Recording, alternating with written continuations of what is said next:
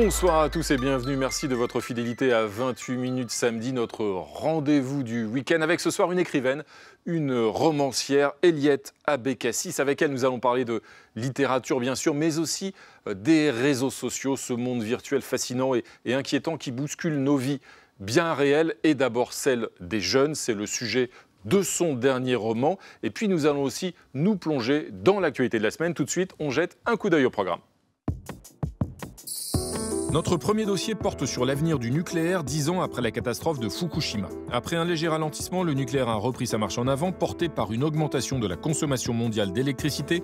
Difficile de se passer de cette énergie coûteuse mais décarbonée, tout en voulant réduire les émissions de gaz à effet de serre. Alors, le nucléaire est-il encore une énergie d'avenir, indispensable à de nombreux pays pour tourner la page du charbon et respecter nos objectifs climatiques ?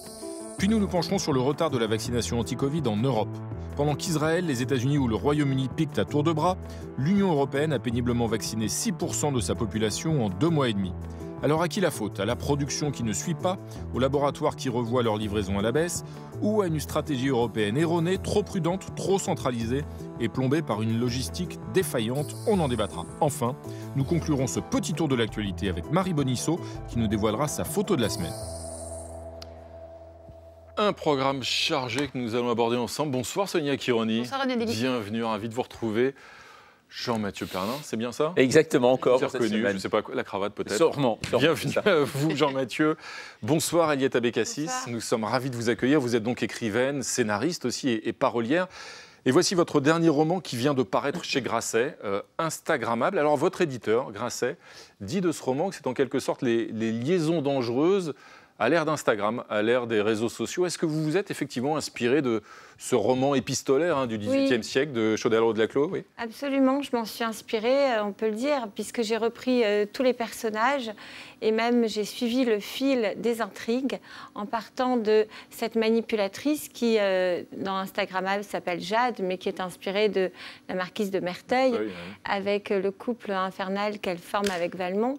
Et aujourd'hui, ça donnerait effectivement les liaisons virtuelles ou les liaisons digitales dangereuses. C'est en voyant ce titre, les liaisons dangereuses, que je me suis dit, en regardant Instagram, effectivement, il y a quelque chose de féroce et de dangereux derrière le monde enchanté d'Instagram. Et je suis rentrée dans ce monde-là, dans lequel j'ai fait une enquête, parce que c'est tout un écosystème, je dirais, mais à travers vraiment la voie romanesque pour raconter une histoire d'amour, une histoire d'intrigue, une histoire de manipulation. Et on retrouve dans ces liaisons dangereuses, comme dans le roman épistolaire, eh bien justement ces jeux de séduction, de perversion un peu, et puis de vengeance et de manipulation, vous le disiez à l'instant. Eliette Abécassis, on va d'abord regarder votre portrait. Comme chaque samedi, il est signé Philippe Ridet et il est lu par Sandrine Le Calvez. Ma chère Eliette Abécassis, une petite fille brune glisse en canoë sur un bras de l'Isle, la rivière qui baigne Strasbourg. Parfois le week-end, elle va marcher dans les Vosges, en famille. Sinon, elle passe son temps à lire. Lire, lire. Née en 1969, elle a tout dévoré à 16 ans. Fantomette, Balzac, Lévinas, Simone de Beauvoir, son guide. Papa Armand est un professeur de philosophie et un talmudiste de renom. Maman, Janine, enseigne la psychologie. Un frère et une sœur complètent la fratrie. Fête juive, tradition marocaine, vous aimez être ensemble. La petite fille brune, c'est vous, bien sûr. De votre enfance alsacienne, vous dites qu'elle fut studieuse et passionnante. À table, ajoutez-vous, ce n'était pas seulement « passe-moi le sel », on vous croit sans peine. Parfois, vos parents s'inquiètent. « Eliette, si tu jouais un peu ?» Un seul truc vous chipote, vous voudriez vous appeler Véronique. 17 ans, adieu le cocon familial, bonjour Paris et la liberté. Hippocagne, Cagne, Normal Sup, 5 ans vous suffisent pour décrocher la grecque de philo. Je n'ai jamais autant appris. Que faire quand rien ne vous résiste ? Écrire. Avec Philippe Roth pour modèle, qui vous ouvre à la folie de l'écriture, vous partez en 1993 aux États-Unis recueillir de la doc pour un premier livre. De retour, vous enseignez 3 ans à Caen, écrivez un roman, un éditeur clairvoyant vous signe, bingo, 200 000 exemplaires. Modeste, vous dites avoir renoncé à devenir l'écrivaine idéale pour vous contenter d'être vous-même. Mon roman se déroule comme ça. personne n'y comprend rien, mais moi je me comprends. Féministe, laïque et observante des traditions, vous plaidez pour une journée sans technologie ni écran pour retrouver les vertus de l'ennui. D'accord, ma chère Eliette, mais pas ce soir quand même.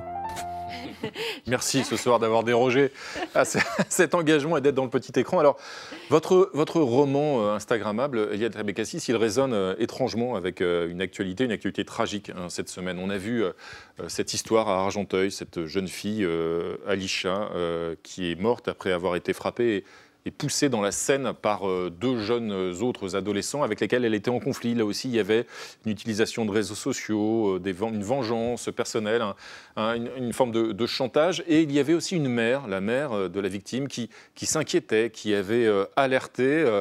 Et donc, en vain, dans votre roman, la mère aussi d'une de ces ados qui est elle-même harcelée, elle alerte, elle s'inquiète. Est-ce que c'est aussi une façon de raconter notre impuissance, une forme d'impuissance collective face au danger de ces réseaux sociaux que vous décrivez ? C'est exactement ça.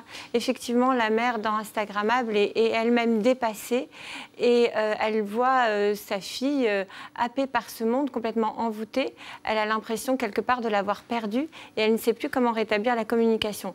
Alors nous sommes adonnés à ce monde sans nous poser de questions. Je pense qu'il est temps maintenant de commencer à se les poser parce qu'effectivement des faits divers très graves ayant trait au harcèlement qui peut exister à travers ces réseaux et surtout à la pression qu'il y a sur l'image de ces adolescents dans une époque où ils sont extrêmement fragiles du point de vue de leur narcissisme. Parce que dans Instagram, il faut être beau, il faut se conformer à certains modèles et donc ils n'osent plus même se montrer ou alors si certaines photos circulent, ça devient un véritable drame pour eux. Mais alors justement, vous dénoncez cette dictature des apparences, de la mode, mais c'est quand même un peu une servitude volontaire aussi, non ? C'est une servitude volontaire. Alors là, on adore ça. Nous-mêmes, on ne va pas parler que des ados, parce qu'on s'endort avec notre portable. On se réveille avec notre portable, comme si un fait incroyable était survenu pendant la nuit. Et on est heureux de l'être asservi à ces machines. Et je pense qu'il ne faut pas condamner cette modernité. Moi, j'adore, je suis moi-même envoûtée par les réseaux sociaux et tout ce qu'on veut, et les téléphones. Mais il faut arriver à la contrôler. Ouais. Et le moment est venu de contrôler. On ne peut plus laisser les ados, effectivement, jouer toute la nuit à des jeux de vidéo super violents, parce qu'en fait, ils passent de pièce en pièce en tuant des gens, sans se rendre compte que c'est le monde virtuel, et en perdant pied avec le réel. Donc il faut les raccrocher au réel. Le moment est venu de rééduquer tout ça. Sinon, on va vraiment les perdre, en fait. Sonia ? Oui, vous y êtes vous-même sur Instagram. Vous le dites, il n'y a rien de positif pour vous dans ces réseaux sociaux. Il n'y a pas aussi des modèles positifs auxquels peuvent s'identifier les jeunes ? Si, c'est là où je dis que j'adore cette modernité. Il y a des bookstagrammeuses. Moi-même, je suis abonnée à beaucoup de comptes Instagram qui sont très bien faits, esthétiques, passionnants, artistiques, culturels. Et ça peut être un formidable moyen. Aussi justement sur des pratiques culturelles, y compris sur la lecture, ce que vous voulez dire. Bien sûr, sur tout ce qu'on veut, sur l'art, sur la culture, sur des centres d'intérêt formidables. Ce qui est gênant, c'est quand des influenceuses, alors c'est ces jeunes influenceuses qui ont aussi plein de choses à dire, il ne faut pas les condamner en elles-mêmes, mais l'influence, parce qu'il s'agit d'influence qu'elles peuvent exercer sur les jeunes de façon à exercer une pression même sur la façon dont les jeunes se perçoivent eux-mêmes, c'est ça qui peut mener à une vraie férocité, en fait, derrière ce bonheur parfait d'Instagram. Parce que, à force de voir des images parfaites d'influenceuses dans des super endroits, avec des beaux habits, eh bien, ça les insécurise, en fait, les jeunes filles qui regardent ça toute la journée dans un flux constant. Alors ça, c'est aussi vous qui dites, est-ce que c'est pas un problème, finalement, de communication entre générations ? Parce que eux, ils ont grandi avec ça. Pour eux, c'est ça aussi, la vie. C'est-à-dire que c'était autre chose avec votre génération, peut-être la génération aujourd'hui de vos enfants, eh bien, c'est celle-ci. Peut-être qu'on est vieux, en fait. On a tous vieilli, non? C'est pas ça? On n'est pas un peu des boomers? Mais il faut, oui. Non, mais justement, c'est pour ça qu'il faut s'y mettre. Bien sûr qu'il faut être sur Instagram, et je le suis.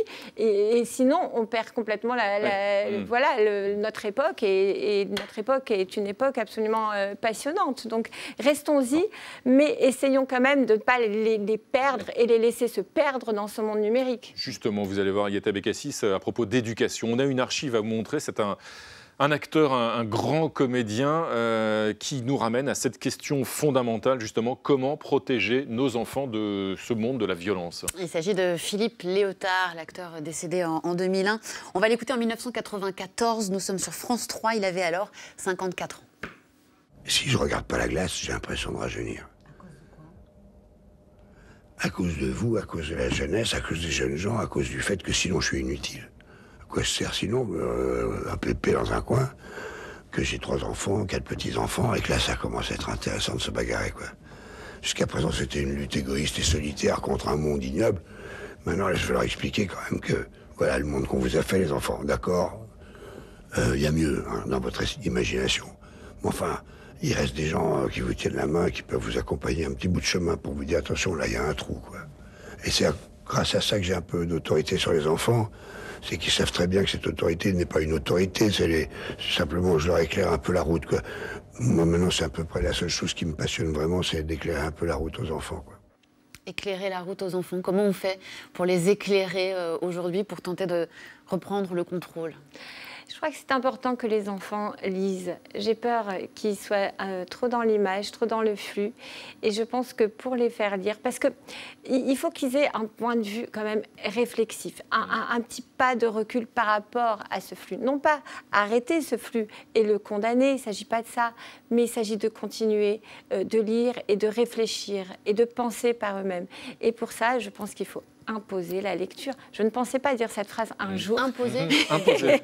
Comment on fait pour imposer? Par exemple, une heure d'Instagram, une heure de lecture. Une des lectures qui vous a, je crois, bouleversé dans votre adolescence, ce sont les Mémoires d'une jeune fille rangée de Simone de Beauvoir. Vous avez réussi à faire lire à votre fille les Mémoires d'une jeune fille rangée? Ah mais oui, je l'ai obligée. Voilà, vous l'avez compris. Je troque les Mémoires d'une jeune fille rangée contre 2 heures de flux réseaux sociaux.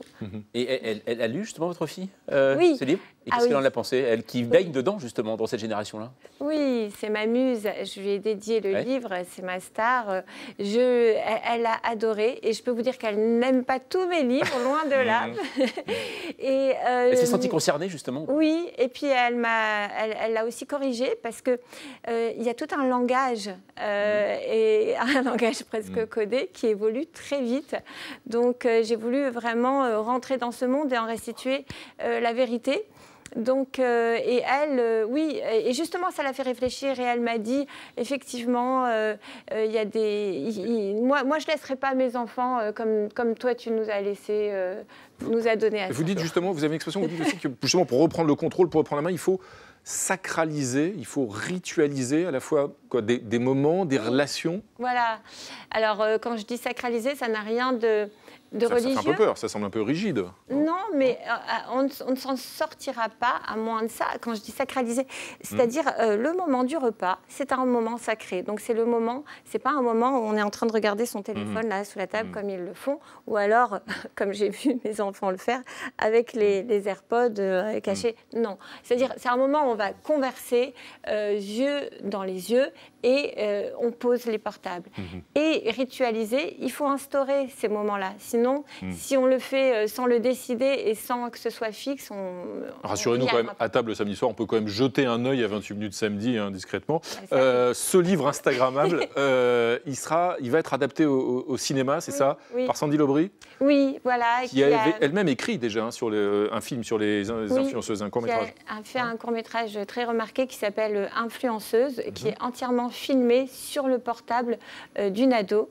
Et on a pendant 25 minutes tout ce qui se passe, justement, ce flux avec les SMS, les FaceTime, les réseaux et toutes les intrigues de cet ado. C'est un film qui fait peur. Donc Instagram sera adapté, donc tourné et en salle, on l'espère prochainement quand on aura tous le plaisir de pouvoir retourner au cinéma. Eliette Abécassis, on va maintenant commencer notre petit tour de l'actualité et nous allons d'abord, vous allez voir, embarquer avec Gaël Legras. Comme chaque samedi, il nous emmène voir ailleurs ce qui fait l'actualité au-delà de nos frontières. Ce soir, on décolle pour le Brésil. Ce lundi, une bombe est tombée sur le Brésil, uma bomba sobre o Brasil. O ministro Edson Fachin, do Supremo Tribunal Federal, anulou hoje todas as condenações do ex-presidente Lula que tem relação com a Operação Lava Jato. L'ancien président Lula a effectué 18 mois de prison. Libéré en novembre 2019, il restait inéligible, mais le juge de la Cour suprême a donc considéré que le tribunal qui l'avait condamné pour corruption n'était pas compétent. Conséquence, Lula peut se présenter en 2022 contre Bolsonaro. Lorsque la nouvelle est tombée, la très bolsonariste Shane Bonge a immédiatement appelé l'actuel chef de l'État. Será descrédito para a justiça, é muito ruim para o Brasil. El País Brasil se réjouit du retour de Lula et évoque ce président qui a donné des années de grandeur au Brésil. Et les militants du Parti des Travailleurs, le parti de Lula, s'imaginent déjà bouter Bolsonaro hors du pouvoir. E a gente tem uma chance realmente de conseguir restabelecer a democracia do nosso país. Résolument anti-Parti des Travailleurs, O Estadão se désole et titre « Le bilan moral de Lula est sale ». Sur la même ligne, A Folha de São Paulo lance une campagne contre Lula et évoque le risque pété. De son côté, Lula ne s'est pas encore déclaré candidat, mais il entretient savamment le flou. Pela primeira vez, enfrentar político que não tem medo dele, porque eu sou inocente. Aujourd'hui, Lula est le seul capable de battre Bolsonaro. 50% des personnes interrogées se disent prêtes à voter pour lui en 2022. Toute la semaine, une vidéo montée avec une chanson de Mauricio Tapajós datant de 1979 a tourné sur le fil WhatsApp des partisans du PT. Pode ir armando o coreto e preparando aquele feijão preto, eu tô voltando. Põe meia dúzia de brama pra gelar, muda a roupa de cama, eu tô voltando. Bon, pour l'instant, il est encore loin d'avoir gagné, hein, Lula, car vous connaissez ce mot que l'on attribue à Pierre Dac.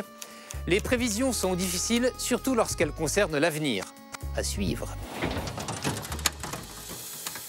Ah, merci Gaël Legras, indépassable philosophe Pierre Dac, évidemment. On s'attaque désormais à l'actualité de la semaine et pour cela nous accueillons donc du renfort avec deux journalistes de la presse étrangère. Bonsoir Rima Momtaz. Bonsoir. Vous êtes journaliste américaine et correspondante en France de Politico et à vos côtés, bonsoir Thomas Hanke. Vous êtes journaliste allemand et correspondant à Paris donc du quotidien allemand Handelsblatt. Et tout de suite, notre premier sujet d'actualité, Sonia, c'est donc l'avenir du nucléaire 10 ans après la catastrophe de Fukushima. Ouais, en 10 ans, l'industrie nucléaire a souffert, mais elle est toujours là et les investissements sont même repartis à la hausse en Chine, mais aussi aux États-Unis, qui veulent relancer cette industrie considérée comme la seule à même de lutter contre le réchauffement climatique. Thomas Hanke, il y a 10 ans, Angela Merkel annonçait la sortie de son pays du nucléaire. Finalement, elle a été assez peu suivie. Est-ce que c'était la bonne décision ? À mon avis, oui, clairement. Je crois qu'il faut se rendre compte que le nucléaire, c'est une énergie mourante. Ce n'est pas les Verts, ce ne sont pas les politiques qui vont la tuer, c'est tout simplement parce qu'elle est devenue trop chère. Donc économiquement, c'est plus viable. Regardez la part du nucléaire, il y a à peu près 20 ans, c'était au top, c'était aux alentours de 7% de la consommation d'énergie brute. Aujourd'hui, nous sommes à plus ou moins 4%. Ce qui est plus, c'est qu'il y a plus de centrales nucléaires qui sont arrêtées que ceux qui sont en construction. Donc, clairement, la part va continuer à décroître. Et dans le passé, pour prendre nos deux pays, France et Allemagne, dans le passé, c'était un énorme avantage pour la France d'avoir l'abondance du nucléaire parce que l'électricité coûtait à peu près le tiers de ce que ça coûte en Allemagne. Aujourd'hui, il faut comparer le prix du kilowattheure. France, à peu près 12 cents pour kilowattheure, en Allemagne 14. Si vous enlevez tous les taxes et redevances et tout, donc c'est plus une grande différence. Et pourquoi ? Parce que il faut, même les anciennes centrales nucléaires françaises qui étaient super rentables, il faut les moderniser. Et c'est ça qui a été enclenché après Fukushima, tout le processus de rénovation. Maintenant que ça va passer de 40 ans à 50 ans de... 50% en 2050. De temps d'utilisation maximale. Oui, de durée de vie. Voilà, durée de vie. Ça va rendre l'utilisation encore plus chère parce qu'il faut refaire presque tout. Pourtant, Rima Momtaz, il y a encore de nombreux pays qui investissent justement dans des nouvelles générations, alors même si l'EPR a un peu de mal à voir le jour. Et puis au-delà, je veux dire, la Pologne, la Chine, les États-Unis aussi investissent. Oui, ils continuent d'investir et je pense que le débat n'est pas aussi clair que Thomas le présente. Il y a des gens qui croient toujours que oui, le nucléaire, c'est l'énergie du futur et qu'il faut continuer d'y aller. Et en plus, que c'est comment dire, c'est l'énergie décarbonée. Oui. C'est l'énergie décarbonée, c'est celle qui respecte, qui permet le mieux de respecter nos objectifs climatiques. Voilà. Il y a certaines personnes qui pensent que c'est le cas et qui continue de faire en sorte que ce genre d'investissement est fait. Je pense que le débat n'est pas fini et on va encore continuer. Mais clairement, aujourd'hui, ce qu'on voit, c'est qu'on essaye quand même de passer, d'élargir le débat en parlant, par exemple, de taxes carbone aux frontières, en parlant de taxonomie écologique, pour essayer de mettre d'accord plusieurs pays qui ont décidé d'avoir des mix énergétiques qui sont différents. Justement, cet objectif, notamment d'une taxe carbone aux frontières, c'est un objectif qui est porté par le monsieur climat de l'administration Biden, John Kerry, qui était de passage à Paris cette semaine, Sonia. Il a rencontré Emmanuel Macron. Objectif de cette tournée européenne de John Kerry, renforcer la coopération entre les États-Unis et l'Europe en matière de lutte contre le réchauffement. John Kerry veut faire de la décennie qui s'ouvre une décennie de l'action. China is 30% of emissions, but we're 15%. Europe is now, without the UK, somewhere around 8 or 9 or something. We all have to do this. That's the bottom line. We're not trying to single out one nation. We're trying to say that all countries that are emitting greenhouse gases must raise ambition. Oui, il veut montrer du doigt aucun pays en particulier, mais quand même, on voit bien que dans son esprit, l'Europe est plutôt bon élève et que c'est la Chine le problème. Alors c'est intéressant parce que clairement le retour des démocrates à la Maison-Blanche a évidemment entraîné le retour immédiat des États-Unis dans l'accord de Paris, ce qui a vraiment fait plaisir à la France en particulier, mais à l'Europe. Et évidemment, John Kerry était le secrétaire d'État américain qui a signé l'accord de Paris, donc il est clairement très engagé. Mais après, quand on regarde dans les détails, ils ne sont pas tous sur la même longueur d'onde. Et on l'a vu, donc après 4 jours, John Kerry est passé à Bruxelles, il était à Londres, il était à Paris. On a vu qu'il a finalement dit, bon, sur cette question de taxe carbone aux frontières, on n'est pas totalement d'accord, il faut voir, ça devrait être la solution de dernier recours.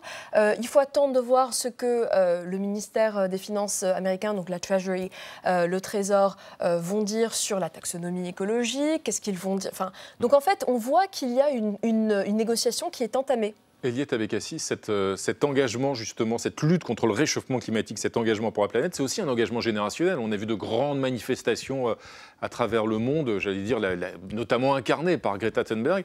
Est-ce que ça participe aussi d'une fracture générationnelle? Est-ce qu'on peut redouter, comme beaucoup le pensent d'ailleurs, une forme de rébellion, de révolte des plus jeunes à l'encontre des générations que nous leur léguons. C'est vrai qu'il y a une prise de conscience de la part de cette génération qu'il est temps d'agir et il ne faut pas agir trop tard. Et c'est tout le problème du progrès scientifique associé à la logique économique de l'hypercapitalisme qui est en train tout simplement de détruire le monde dans lequel nous vivons. Thomas Senke, est-ce que l'argument, 10 ans après Fukushima, de dangerosité du nucléaire, il tient encore alors qu'on dit justement que c'est une manière de respecter nos engagements climatiques aujourd'hui nucléaires? Justement, je ne crois pas que c'est la bonne manière. L'Allemagne avait rouvert des centrales à charbon. Oui, après la fermeture des centrales. Oui, c'est vrai, mais regardez maintenant, depuis 2019, la part du charbon est en baisse. Parce que justement, on continue à construire des centrales ou de l'énergie renouvelable. Et c'est là qu'il faut mettre l'accent, je crois. On a tous décidé en Europe, d'ici 2050, de devenir neutre. Donc, zéro émission de CO2. Mais actuellement, nous sommes à 20% de renouvelables dans la consommation d'énergie. Donc, on a énormément de chemin à faire encore. Et c'est maintenant qu'il faut accélérer. Et le moins cher, selon l'Agence internationale de l'énergie, le moins cher d'y arriver, c'est justement construire surtout des centrales solaires. Et après, les éoliennes. Mais les éoliennes, ce sont des grands projets, surtout quand c'est offshore. C'est très compliqué à faire. C'est aussi contesté pour des raisons, y compris environnementales, notamment de respect du paysage. Sur la Terre, je comprends bien, on voit des gens, oui, mais on ne voit pas trop les éoliennes. C'est ça la solution des éoliennes partout Je pense qu'il y a beaucoup de gens qui ne seraient pas contents du tout non plus. Et en fait, au final, on voit, aucun choix n'est facile et aucun choix ne sera toujours, ne mettra toujours tout le monde d'accord. Il faut, je pense que tous les pays aujourd'hui essaient de trouver le mix, comme on l'appelle, le mix énergétique magique. On n'y est pas encore. Mais ce qui est intéressant, pardon, c'est que vous avez des pays en Europe comme la Suède qui sont à 56% déjà de renouvelables. Donc c'est possible. C'est possible. C'est possible sans tuer l'économie.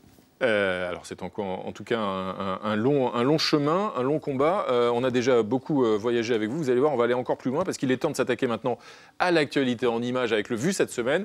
Et il nous emmène cette semaine carrément dans l'espace. Et oui, sur Mars, où le robot Perseverance a enregistré cette semaine le son du vent martien. Tendez bien l'oreille.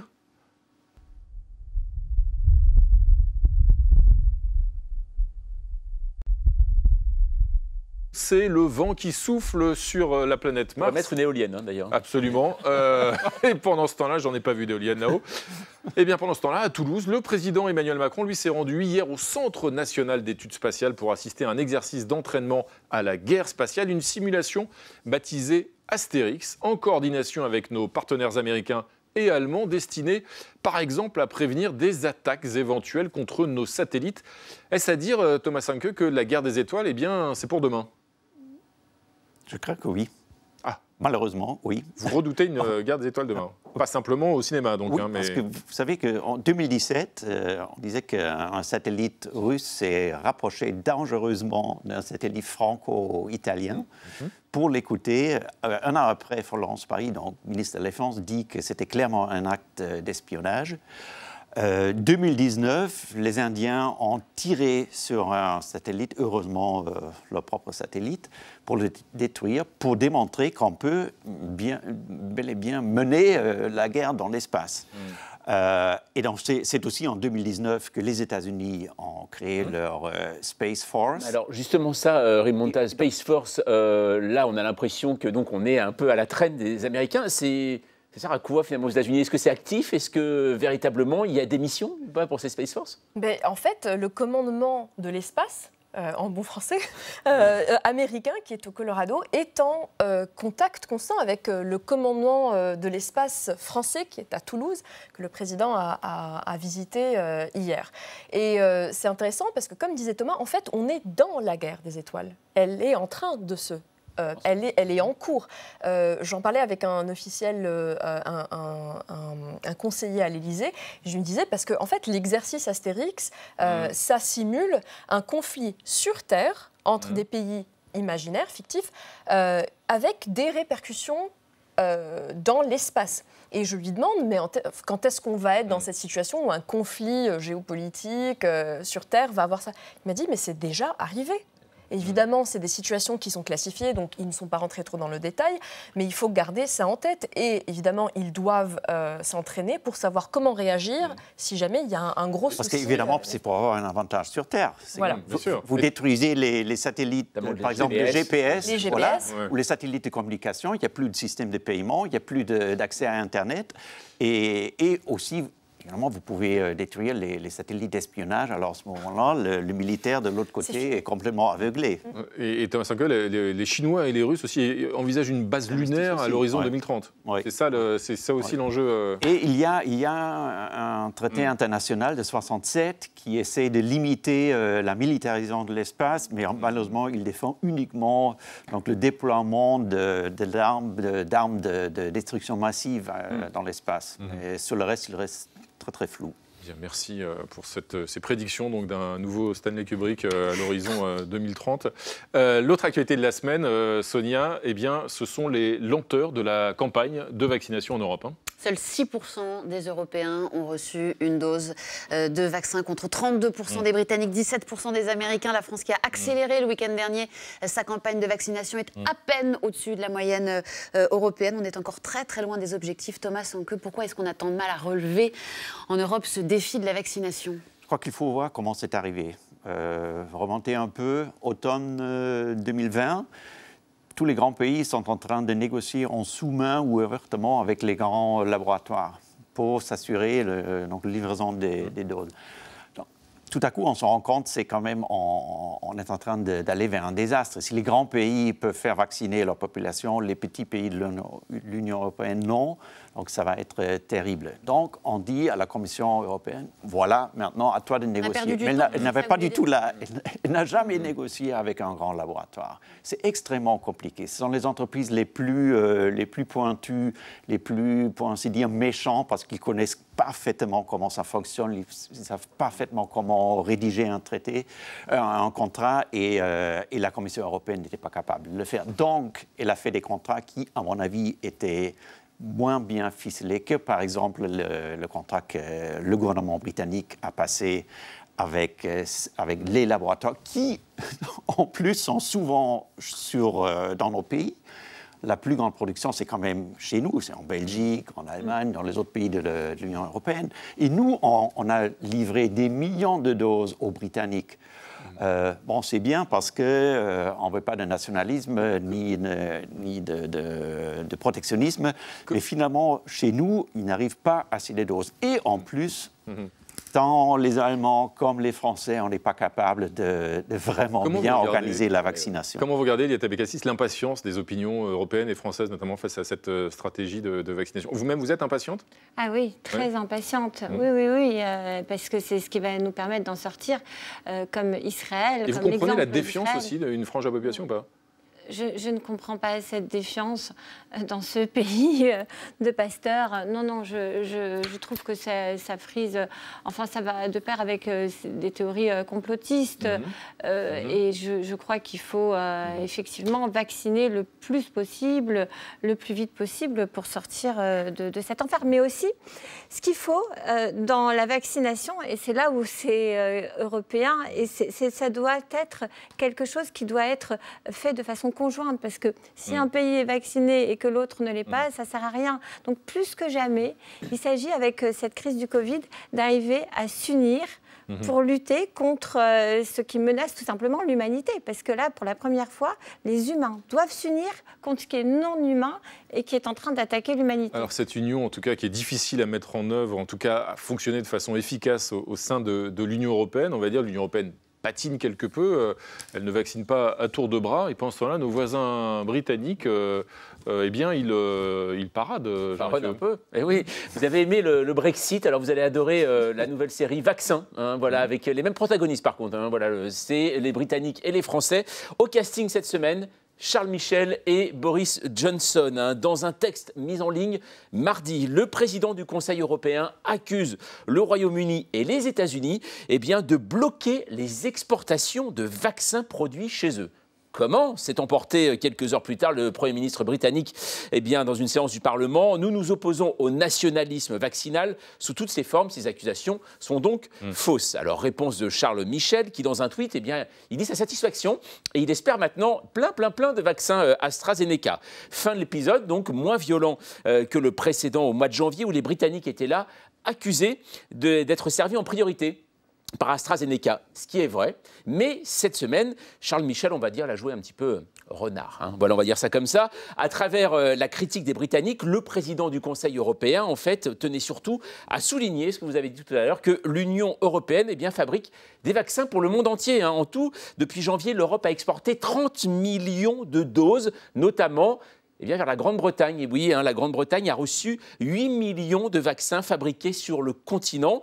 Contrairement aux États-Unis, où un ordre présidentiel empêche toute exportation de vaccins tant que le pays ne dispose pas d'une quantité suffisante pour vacciner sa population, l'Europe, elle, n'a jamais cessé d'expédier vers les autres pays. Donc le feuilleton promet de prochains rebondissements très croustillants. Mais Rimonta, ça veut dire quoi? Ça veut dire que les États-Unis ne jouent pas du tout solidaires sur le vaccin? En fait, c'est vraiment très intéressant parce que tout le monde se prend dans leur propre discours et leur rhétorique. D'ailleurs, les Européens ont commencé par dire il faut être solidaire, nous on veut en faire un bien public mondial parce qu'en fait c'est le seul moyen de s'en sortir. Bon, maintenant ils disent il faut quand même qu'on se vaccine avant de pouvoir donner aux autres. Donc bon, les Américains depuis le début disent ah non, nous ça va très mal, on a eu beaucoup de morts parce que l'administration Trump a vraiment très mal géré la situation, donc excusez-nous, on va déjà mettre de l'ordre chez nous. Et puis après, on va aider tout le monde qu'on peut aider. Donc, entre-temps, on ne va pas donner de doses, mais on va donner 4 milliards de dollars COVAX, qui est en gros un mécanisme pour faire en sorte que les pays les plus pauvres puissent avoir accès à ces doses. Mais évidemment, dans tout ça, le vrai nerf de la guerre, c'est pas l'argent, c'est la capacité de produire des vaccins. Et évidemment, la France, par exemple, est en très mauvaise position parce que non seulement les laboratoires français n'ont pas pu élaborer de vaccins, alors que il y a quand même une industrie pharmaceutique importante en France, c'est le pays de l'Institut Pasteur. Mais de l'autre côté, même les usines, AstraZeneca a une usine en France à Dunkerque, elle ne produit toujours pas de vaccins. Il aurait fallu que l'État intervienne, réquisitionne par exemple des usines pour produire, réquisitionne du côté de Sanofi d'ailleurs des usines pour produire des vaccins. vaccins. Vous posez une très bonne question parce que par exemple quand on fait le comparatif entre les task force, comme on les appelle, vaccins en France et au Royaume-Uni, très tôt, donc en mai si je ne me trompe, ils ont commencé à investir dans les capacités de production parce qu'ils savaient qu'il y allait avoir des problèmes. Donc des centaines de millions d'euros, le gouvernement britannique a mis dans les capacités juste de production. On n'a pas vu ça en France. Et on se pose la question, pourquoi est-ce que ça n'a pas été fait? Pour le moment, on a très peu de réponses. Et en Allemagne, Thomas Seinke, l'Allemagne qui est à peu près au même niveau de vaccination que la France aujourd'hui. C'est exactement le même niveau, avec les mêmes questions aussi de problème d'organisation. On a utilisé à peu près 2/3 des doses qu'on a. Donc je me demande qu'est-ce qu'on fait d'un tiers qui reste là dans les frigos, pourquoi ça ne fonctionne pas. Et c'est tout le problème. Donc un État fédéral comme l'Allemagne ne fonctionne pas de façon plus efficace qu'un État centralisé comme la France. L'année passée, ça a mieux fonctionné, mais c'était un problème tout à fait différent. Là, on est sur un problème, il faut organiser de manière centralisée parce qu'il y a les doses qui sont, et la distribution est décidée de manière centrale vers les communes. Et ça, on n'arrive pas à se mettre d'accord. Il y a des Länder qui disent oui, on va donner les doses aux médecins généralistes. Il y a d'autres qui disent non, il faut organiser des vaccinodromes. Donc, c'est une question à propos de l'Allemagne. En France, là, cette semaine, on a beaucoup parlé de la défiance de certains soignants par rapport aux vaccins. Est-ce qu'on retrouve la même chose, par exemple, en Allemagne, chez les soignants? Oui. Ah, aussi Oui, mais il y a quelques-uns qui, à mon avis, étaient plus ou moins obligés de le faire. Ah oui Oui, je le sais que de Berlin à la Charité, les médecins, on n'a pas demandé 3 fois, on a dit voilà, ce soir, tu te fais vacciner. D'accord. Ils ont obéi. D'ailleurs, ils étaient contents. En plus, ils étaient contents. Formidable. Merci à tous les deux d'être venus débattre sur ce plateau ce soir de cette stratégie vaccinale européenne, parfois encore un petit peu incertaine, on va dire. Eliette Abécassis, vous restez avec nous, bien sûr. On va maintenant, vous allez voir, retrouver quelqu'un qui chaque samedi aime à se poser et à nous poser des questions très intéressantes. C'est David Castello-Lopez, évidemment. Et ce soir, c'est vraiment une question que nous nous sommes tous ou presque posés un jour ou l'autre, n'est-ce pas Jean-Mathieu? Permanence. Est-ce que c'est sale de s'asseoir sur la cuvette dans les toilettes publiques?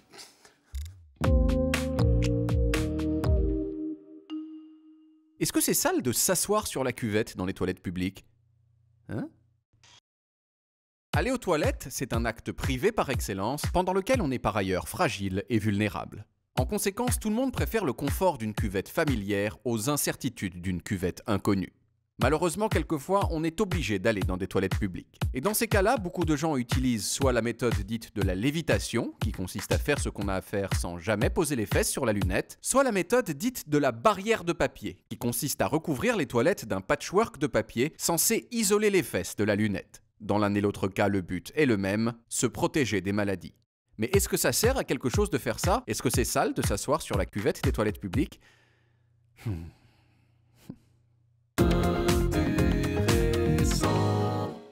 Intéressant.